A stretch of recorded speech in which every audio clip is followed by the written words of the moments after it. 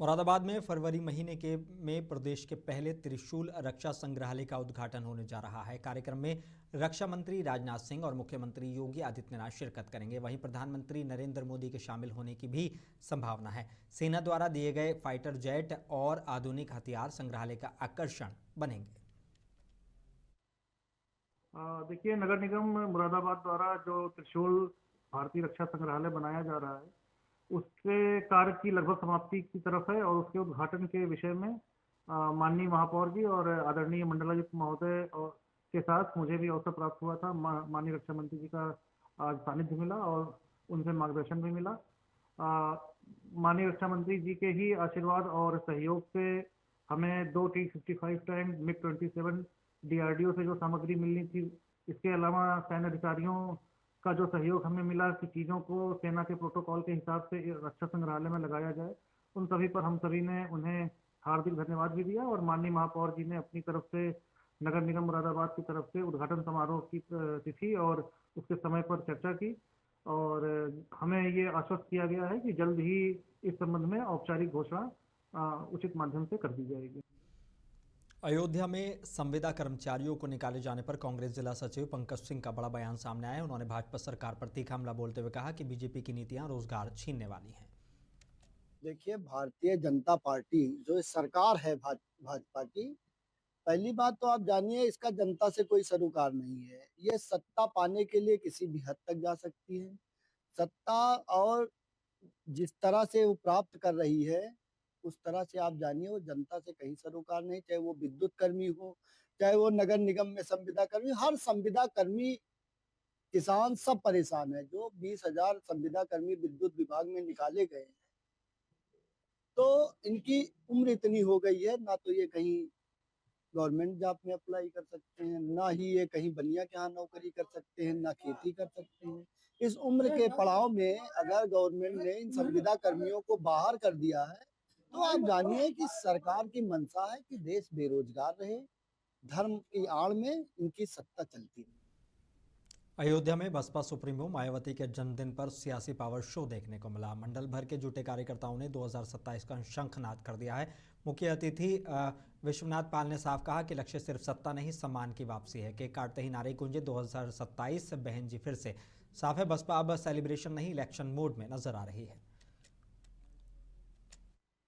आज हर वर्ष की भांति लगभग 1991 से ही लगातार बहन जी जन्मदिन मनाया जा रहा है।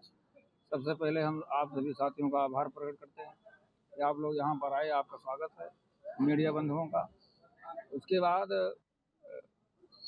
मानवर कांशीराम साहब जब यहाँ हिंदुस्तान में संघर्ष कर रहे थे, तो उन्होंने जन कल्याणकारी दिवस के रूप में बहन जी का जन्मदिन मनाने का निर्देश दिया था। उसी के तहत उनकी बात को रखते हुए बहुजन समाज पूरे उत्तर प्रदेश में 18 मंडल में इसी तरीके से माननीय बहन जी का जन्मदिन मनाया जा रहा है। 2027 में माननीय बहन जी को उत्तर प्रदेश का 5वीं बार मुख्यमंत्री बनाने का संकल्प लिया गया। अलीगढ़ की ऐतिहासिक राजकीय औद्योगिक और कृषि प्रदर्शनी का आज भव्य शुभारंभ हो गया है। उद्घाटन उत्तर प्रदेश सरकार के गन्ना विकास मंत्री चौधरी लक्ष्मी नारायण ने कबूतर और गुब्बारे उड़ाकर किया है। करीब 150 साल पुरानी इस नुमाइश में उद्योग मंडप और कृषि पंडाल लोगों के लिए खास आकर्षण है। मंत्री ने कहा कि अब नुमाइश में अनुशासन है। पहले की सरकारों के दौर में हुड़दंग होता था, अब नहीं होता। ये औद्योगिक कृषि प्रदर्शनी है राज्य सरकार की ओर से। अलीगढ़ की शताब्दियों पुरानी, बहुत प्रसिद्ध है। इससे उद्योग में और कृषि के क्षेत्र में बहुत बढ़ावा मिलता है, क्योंकि हमारे जो देश के और हमारे उत्तरी भारत के जो प्रसिद्ध उद्योगपति हैं, वो भी यहाँ औद्योगिक विचार विमर्श भी करते हैं, अपने विचार भी रखते हैं। दूसरे नंबर, यहाँ कृषि वैज्ञानिक भी आते हैं और कृषि वैज्ञानिक भी तरह तरह की नए बीज उत्पाद के संबंध में, बीमारियों के संबंध में बताते हैं। दूसरे नंबर, सबसे बड़ी बात यह है, इस नुमाइश में ओडीओपी को प्रदर्शित करने का पूरा मौका मिलता है। यहाँ समस्त प्रदेश और समस्त जिलों के उत्पाद यहाँ मिलते हैं। मुजफ्फरनगर के भोपा इलाके के गांव रहकड़ा में ग्रामीणों की बड़ी परेशानी सामने आई है। गांव का वर्षों पुराना मुख्य रास्ता अचानक बंद कर दिए जाने से लोगों में नाराजगी है। ये रास्ता शमशान भूमि के किनारे से होकर भोपा मुजफ्फरनगर मार्ग तक जाता था। ग्राम प्रधान परवेज ने कहा कि इसी रास्ते से खेतों और बाजार का आवागमन होता है। ग्रामीणों ने रास्ता तुरंत बहाल करने की मांग की है।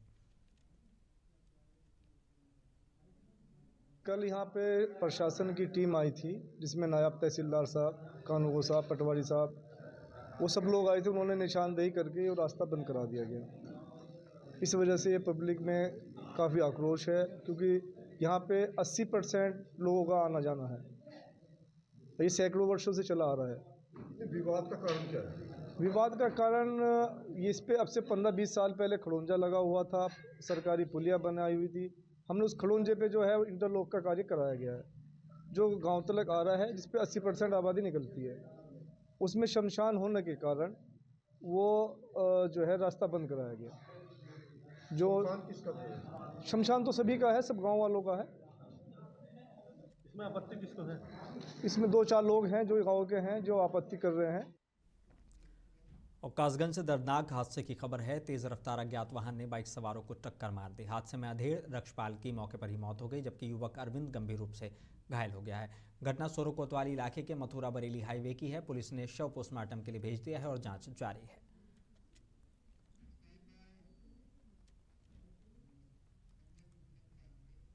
बड़ी खबर महोबा से है। 1.5 लाख की कथित लूट का पुलिस ने पर्दाफाश कर दिया है। शराब ठेके के सेल्समैन ने जुए में हारे पैसे छिपाने के लिए खुद ही लूट का ड्रामा रचा था। पुलिस जांच में साजिश बेनकाब हुई है और आरोपी सेल्समैन और उसका साथी गिरफ्तार कर लिए गए हैं।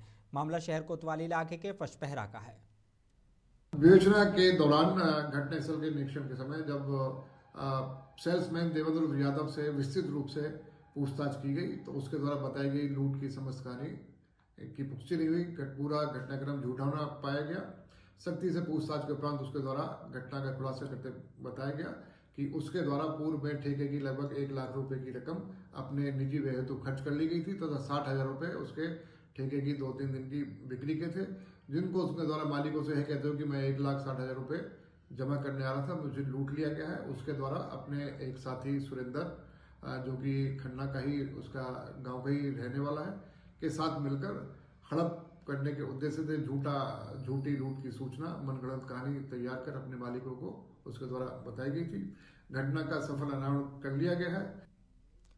और रामपुर के शाहबाद तहसील में बड़ा हादसा हो गया। चंदौसी रोड के लश्करगंज मार्ग स्थित एक मुर्गी फार्म में आग की भट्टी से उठी चिंगारी ने जबरदस्त आग पकड़ ली। आग में 6,000 मुर्गी के बच्चे जलकर मर गए हैं। फायर ब्रिगेड की 2 गाड़ियों ने घंटों की मशक्कत के बाद आग पर काबू पाया। करीब 3 लाख रुपए का नुकसान बताया जा रहा है।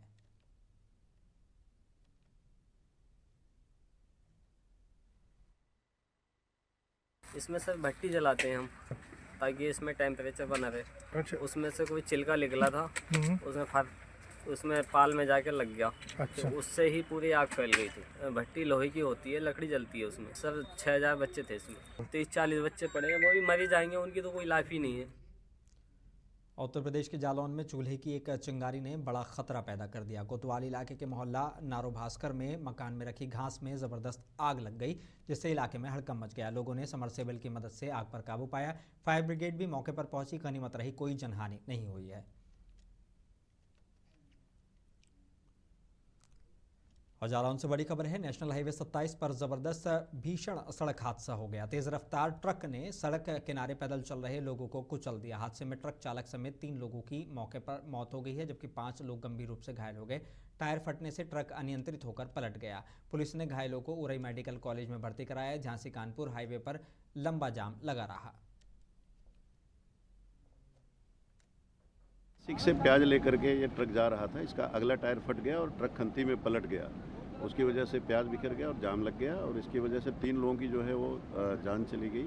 दुखद एक इंजर्ड है जो मेडिकल कॉलेज में भर्ती है। हम लोगों ने आकर के यहाँ पर स्थल पर देखा है, परिजनों से बात किया है और उनको जो नियमानुसार सब सहायता है वो उपलब्ध कराने का आश्वासन दिया है। और यहाँ पर जो इनकी वो थी डिमांड थी, उसको भी हमने सकारात्मक रूप से लेकर के NHI को निर्देश दिया है कि यहाँ पर उनके यातायात में बैठने के लिए थोड़ा और बेहतर व्यवस्था कराएं। जालौन से एक शॉकिंग मामला सामने आया है।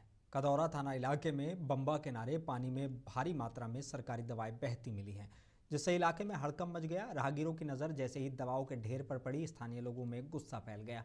सूचना तुरंत सीएमओ को दी गई। आशंका जताई जा रही है कि स्वास्थ्य केंद्र के कर्मचारियों ने एक्सपायर्ड या अनयूज्ड दवाएं बम्बा में फेंकी हैं। मामले की जांच की मांग तेज हो गई है।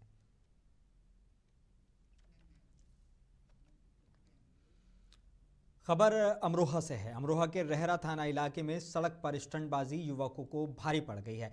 सोशल मीडिया पर वायरल वीडियो का पुलिस ने तुरंत संज्ञान लिया है और बोलेरो गाड़ी को सीज कर दिया है। खतरनाक स्टंट करते दिखे 2 युवकों को हिरासत में लेकर पूछताछ की गई। युवकों ने गलती मानी और माफी भी मांगी है। पुलिस ने साफ कहा, स्टंटबाजी दोहराई गई तो सख्त लीगल एक्शन लिया जाएगा। सड़क आपकी नहीं सबकी है, रूल्स फॉलो करें। ये आजकल एक चलन सा चल रहा है, जिसको लेकर युवक अक्सर स्टंटबाजी करते नजर आ रहे हैं, लेकिन पुलिस भी उन पर सख्त नजर आ रही है।